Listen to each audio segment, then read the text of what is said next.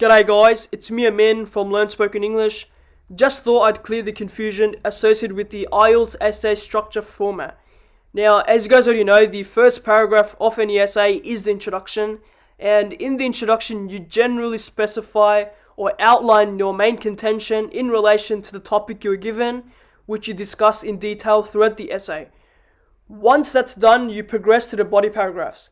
There's a maximum of 3 body paragraphs. However, if you want, you can further extend it to 4 or 5, depending on your capacity.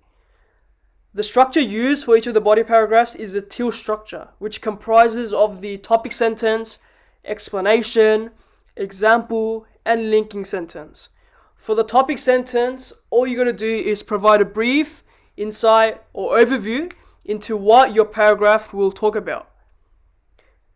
And then you move on by providing an explanation, supported by evidence and linking sentence to make sure the flow, like the body paragraphs flow in order, in a sequence.